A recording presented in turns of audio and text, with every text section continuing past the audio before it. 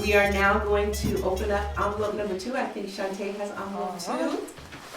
And that's going to reveal our next testimony. I don't. I had to rip mine. Just like a fight with me in the car. The envelope, who's gonna win? I shouldn't have called Didn't do my finger curls, you know? All right. Aloni. Oh, no. Aloni. Yeah. All right. Look at her. She's got some water. So it works where you open the card and it's for the other person. Yeah. Okay. I'm caught up. Oh gosh, I'm really shy, so. I'm so proud of this girl. I just have to say, I'm just proud of Miss Aloni Ford. She's come such a long way. She has a lovely testimony. Even before all this happened to her, most recently, I just admired her quiet strength through some rather challenging things that she's gone through. And I don't know what she's going to tell you. All of this, everybody's is a surprise to me. Nobody shared with me what they're going to share. So, but I hope she shares a little bit. I don't even know what I'm going to share. But I love that. I love that. I don't even know, because to me that just gives the Holy Spirit room to move the way He wants to. I love that kind of stuff. I'm probably too spontaneous, but I love leaving the Lord room to have His way. So, however you feel that, honey.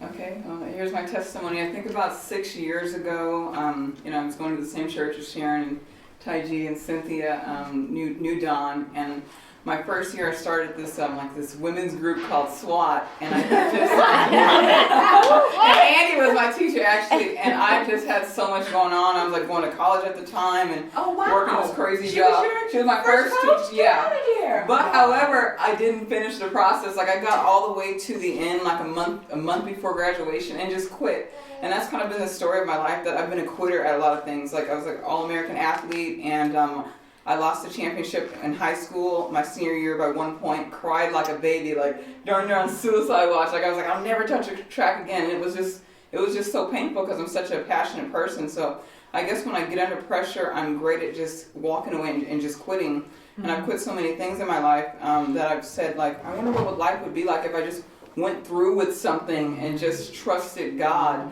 So anyhow, the following year I did SWAT, and then now Sharon was my coach. And I was like, oh gosh, and then Sharon was just this nice, bubbly, happy person. I was like, oh, I don't want to let this woman down and quit again, so, but Sharon just kept pushing me.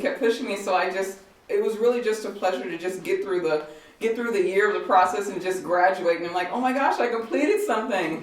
And then I became so close with Sharon. I call her like Mama Bear, because she's such a motherly figure. So and I was like the youngest in the group, and I'm 30 years old now, but I think at the time I was probably like 25. So I just had all this stuff going on, but I shared with Sharon like privately that, oh yeah, I'm starting production, and I want to be a producer, and I want to do all these things. It was like kind of supposed to be a secret, and then Sharon like told the whole church, and then the next thing you know, she's like booking gigs for me, and I'm like, hey, Sharon, I didn't say I was good or anything, I just what I wanted to do, but she just pushes you, and I actually really want to thank you for pushing me, because she introduced me to Taiji, and that was the first paid gig I'd ever done in production, which was really cool. But I was scared as heck. I was like, they were like, how much do you want to charge me? And I'm like, I don't know how much to charge you guys. I don't know anything. You played it off, sister. Let me tell you. You played it like you were a pro. Like we knew exactly what you were doing. I was acting at the time. She is an actress. But I appreciate you. But I appreciate the push. So to summarize, that was about 4 years ago when I first started my first gig in the church, and about 4 years later, basically, I should probably go a couple years back. I started doing a YouTube show filming these NBA players, and I quit my job in corporate America at Coldwell Banker. It was like a dream job here in Beverly Hills, and we showed property to Michael Jackson and Oprah, and it sounded good, but it was still something that I wasn't passionate about. I was like, I don't want to sell houses for the rest of my life and work on commission. So I quit that job, and I said I'm going to really go full in with the production. So anyhow, I started like a YouTube show filming these NBA players, and I bought a camera right before I quit my job with my income tax check. I bought the camera for my production crew so we can up our production. I had no intentions of touching the camera. So anyhow, I get here and I get to filming these guys, and all my production crew, they're like, they don't want to help me film, and I don't really have any money to pay them anyways. So I picked up the camera and just pressed power for the first time in my life myself and started filming them myself, and it was just literally learning as you go. So to summarize that, a couple months later, I'm doing I'm doing everything all by myself. And to summarize that, we got on Good Morning America, ESPN. This is all of me just emailing people like, hey, ESPN, do you want the show on? And, we got all these shout outs. And anyhow, a year later, I kept filming one of the NBA players, JaVale McGee, and his mother. And he signed a $44 million contract a year ago. So that footage became I was like, gosh, this is really good. This is better than YouTube. So then I took it into Sony, and they were crazy about it. So then I signed with Sony, and then we kept filming, and then we took it to the networks to show the sizzle.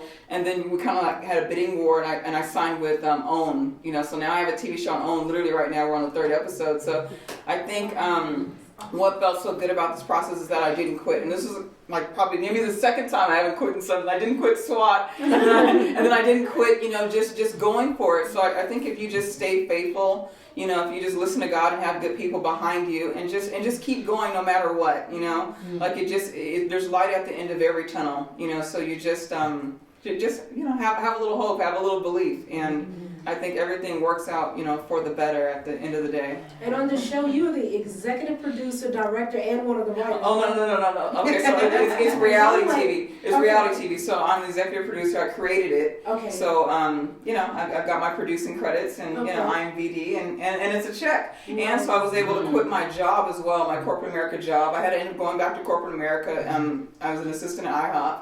And that was all good. So I got to quit that, in the summertime, and went straight to filming, and it just all worked out. And then some of the crazy things is this whole last year, while we've been pitching the show and taking meetings and stuff, I've been at my 9-to-5 job. So I didn't, they say don't quit your day job just yet. So I hadn't quit my day job. I worked all the way until production started, and I would sneak in the bathroom and have to take these production calls for 2 hours, and I'm just I have a phone on mute because Sony's in Culver City, my job's in Glendale, and I can't. You only have so many sick days. I wore them sick days out. So it's just but the main thing was keep going, and it was hard going to work every day. I literally woke up at 5 a.m. every day for the last year. And went to Glendale. It was an hour-and-a-half commute to Glendale. So I woke up at 5 a.m. I got home at 8 p.m. And then when I got home at 8 p.m., I still had to do production at night. So I was really doing 19-hour work days for 5 days a week. And then, I guess the testimony might get a little better because in December of 2000, this is 14 right now, so 2013, last year, I got really, really sick from working all those hours. That I went and got an MRI test, and they found spots on my brain. So I had a high chance of MS. My mother died of lupus, so they told me, you probably have MS. We're just about sure you have MS. So it's oh my God. So this is in the middle still of me working this job and pitching a show, and it's oh great, anything else going to be thrown at me? So then I went and took a whole bunch more MRI tests. I'm I want to just wear out this insurance and go to every doctor in town. So I said, now we're going to inject something into your blood, and if it lights up, you have it. And then I felt horrible. Because I had these migraines that were unbelievable, where I couldn't even function. Some days I would just stay in bed. So anyhow, they did the next test, and I was freaking out, worried, nervous, and the test came back negative that I didn't have it. And it was so then I knew that God, he has something better planned for me. I was diagnosed with chronic migraine, so I take a couple little pills. But I think the main thing is to stop stressing and just let go. Yes. So I was really stressed out and just being all crazy, and then I don't need to work 19-hour days either, so it's a blessing not being in corporate America and all that stress over me, because if I can let that go too, you can live a little bit, and it's given me another calling for. It's like I think I'm really supposed to do something really great in life and motivate people and share my story and help people along the way. I don't want to just make it, but hopefully I can take a lot of people with me. So, you know, I had a 99% chance of having MS, and you know that fell through. So Wow. just keep going. Yeah. That's awesome. So what's next? What's next?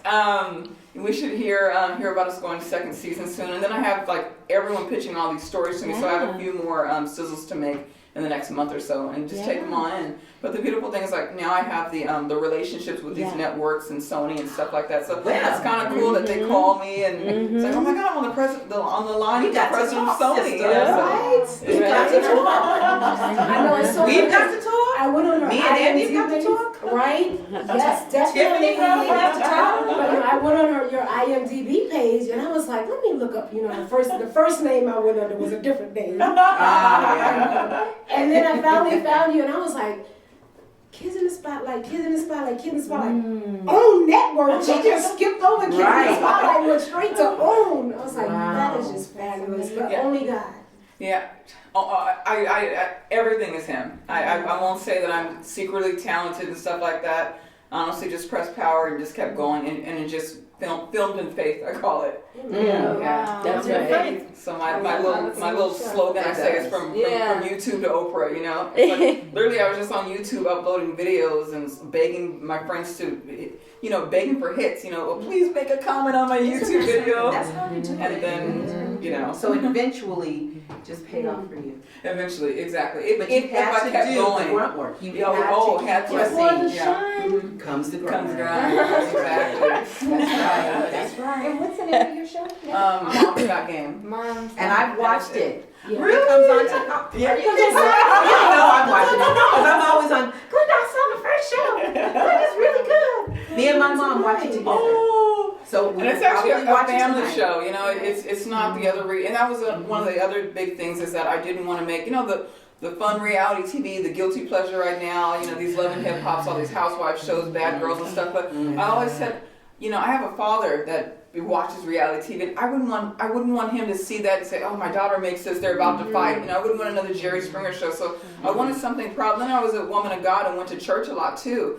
So, I want my church folks to be able to watch too, and I'm not embarrassed. I don't want to live another life when I'm at church and then another life when I get on set. So I'm like, I need something that I can just be proud to put my name on, and we don't have to sell our souls to get to the other side. That's right. And I got to be able to sleep at night. That guilty conscience will get you. Yeah. So it's a family show. There's no cussing. Nobody beat anybody up. Nobody does No anything. fighting. She has a support. The mother has a supportive group of female friends that she's known for a long time that are supportive, got her back. They can get together and her sisters, even her sisters, her real sister, and family sit show. around and jaw jack, just like you would with your friends when you guys get around each other. And it's enough. It's not like you have to be that provocative to have a show that we can all enjoy. And that's what I preach to people. I go, you don't have to sell your soul to get to the top.